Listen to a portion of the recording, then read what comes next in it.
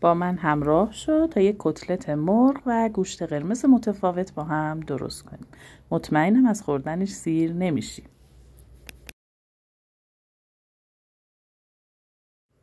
سیب زمینی پیازهایی که شستیم پوست کندیم رو خرد میکنیم و داخل یه خردکن اونها رو به قطعات خیلی ریز حالا یا رنده میکنیم یا خرد میکنیم.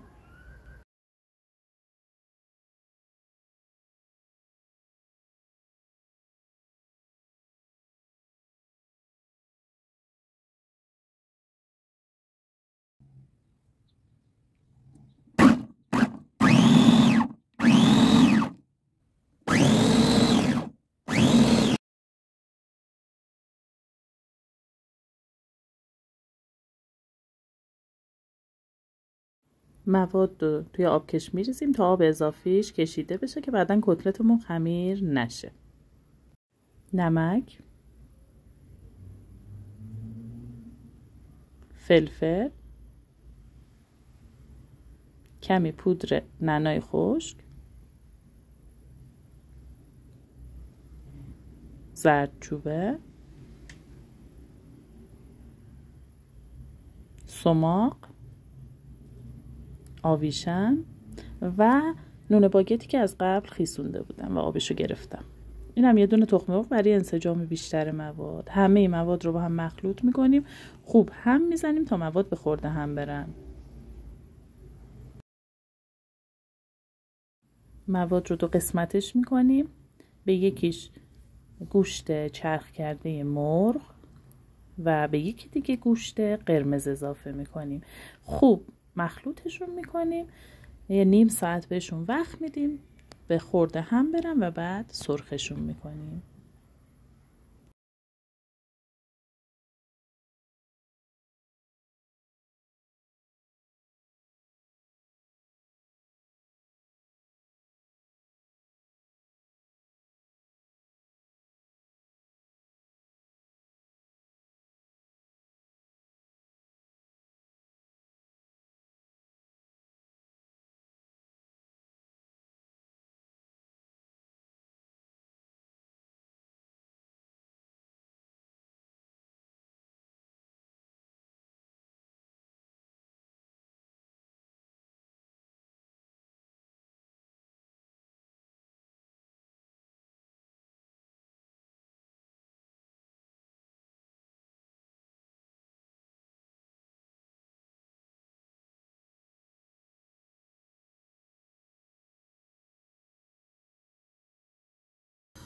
تو این فاصله که مواد میخوام به خورده هم برم میایم برنجمون رو آماده میکنیم. برای این کار برنجی که از قبل خیسوندم رو با کمی نمک و روغن میذارم روی حرارت تا آبش کشیده بشه. کتلت ها رو با دستم شکل میدم و داخل مایتابه سرخش میکنم.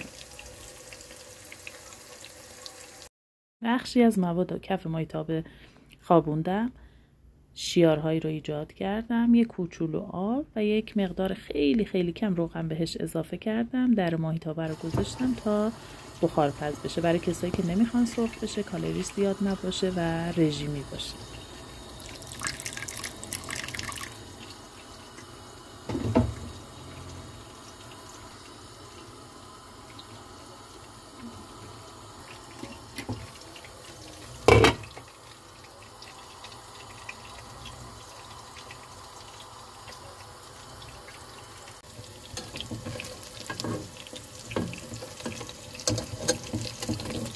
با حرارت متوسط تقریبا هر طرف یه 3-4 دقیقه وقت میبره تا سرخ بشه. طرف دیگرش رو برمیگردونیم تا سرخ بشه و آماده خوردن بشه. گوشت مرغ یکم روشن‌تر دیده میشه چون که هر چقدر هم سرخش کنیم سفیدی گوشت روش معلوم.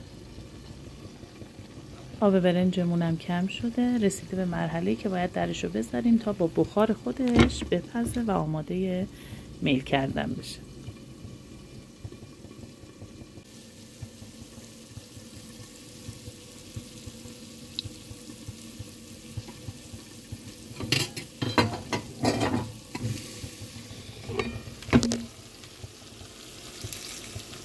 اینم گوشتایی که توی بخار پختن.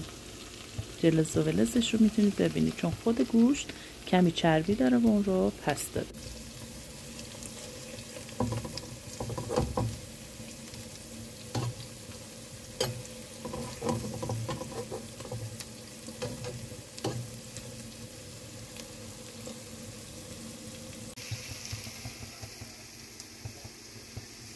رنگش رو شما دیدید، ولی کاش عطرش هم میتونستید بشنید. برنجمونم آماده است. کنار این کتلت ها و کباب های بخارپز جای شما رو خالی میکنم.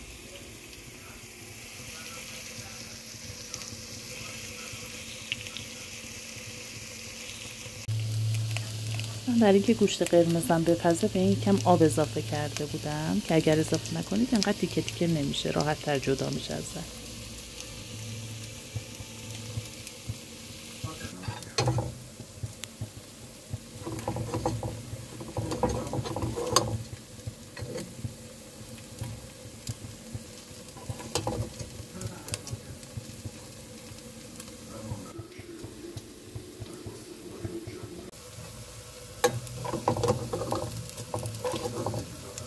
اینا با گوشت قرمزم، میبینید که رنگشون یه مقدار تیره تر از گوشتای مرغ.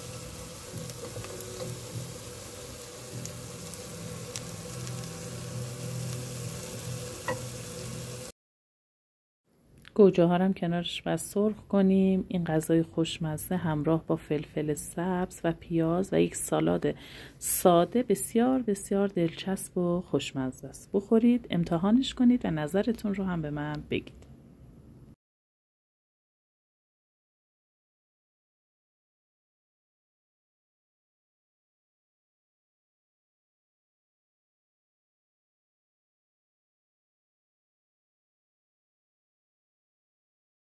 اگر دوستش داشتید یه لایک کنید و توی کامنت ها نظرتون رو در موردش برام بگید.